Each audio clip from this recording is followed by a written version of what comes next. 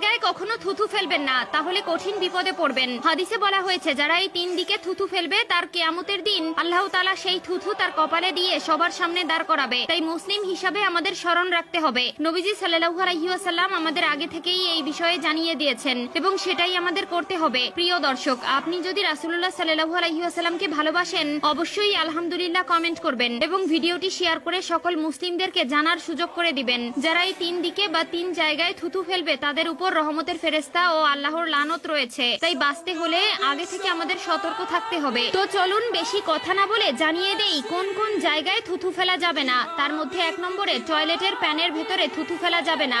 আমরা যে মুখ দিয়ে খাবার খাই আবার যেইখানে মলত্যাগ করি সেখানে সেই মুখের বস্তু ফেলা যাবে না। এখনকার দিনে অ্যাটাচড বাথরুম বেশি রয়েছে, যেখানে আমরা গোসল করি, অজু করি এবং টয়লেটে মলত্যাগ করি, সেখানে থুথু ফেলা উচিত নয়। বিশেষ করে টয়লেটের একদম মধ্যে থুথু ফেলা থেকে বিরত থাকতে হবে। এটা হলো আদবের খেলাপ। অবশ্যই আমরা প্রত্যেকটি জায়গায় রাসূলুল্লাহ সাল্লাল্লাহু আলাইহি ওয়াসাল্লামের সুন্নত মানার চেষ্টা করব।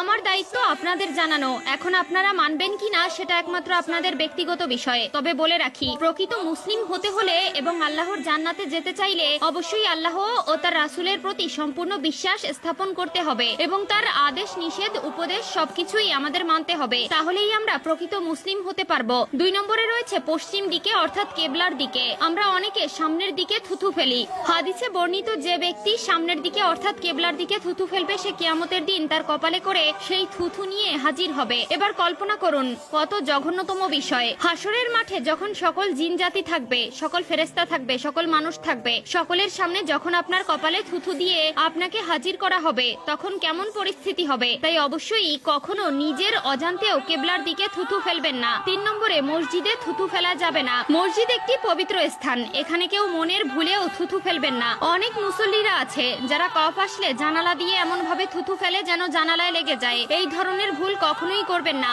রাসূলুল্লাহ সাল্লাল্লাহু আলাইহি ওয়াসাল্লাম নিষেধ করেছেন। এই ধরনের লোক আমাদের সমাজে অভাব নেই। মসজিদ হলো আল্লাহর ঘর, সেটা পরিষ্কার পরিচ্ছন্ন রাখা আমাদের দায়িত্ব।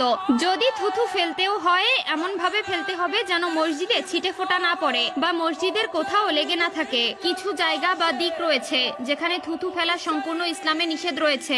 আমরা যেদিকে সেদিকে বা যেখানে সেখানে না জেনে না বুঝে থুথু ফেলি, যা আমাদের ঈমানকে নষ্ট করে এবং রাসূলের নিষেধকে অমান্য করা হয় এবং যারা রাসূলের কথা অমান্য করে তাদের জন্য রয়েছে জাহান্নামের চিরকালের শাস্তি। গোসল করার সময় আমরা যে মারাত্মক ভুলটি করি সেটি হলো খাওয়া দাওয়া করে গোসল করতে যাই। প্রিয় দর্শক, এই ভুলটি মোটেও করবেন না। আপনি যখন খাওয়া দাওয়া করেন তখন আপনার পাকস্থলীতে হজম প্রক্রিয়া শুরু হয়, কিন্তু সেই মুহূর্তে যদি আপনি গোসল করেন তাহলে আপনার হজম প্রক্রিয়া ব্যাহত হবে এবং কঠিন সমস্যায় পড়তে হবে। অবশ্যই যাদের ঘরে ছেলেমেয়েরা ও সদস্যরা এই ধরনের কাজ করে তাদের অবশ্যই এই বিষয়ে সতর্ক করবেন, নয়তো পরবর্তীতে বড় ধরনের মাসুল দিতে হতে পারে।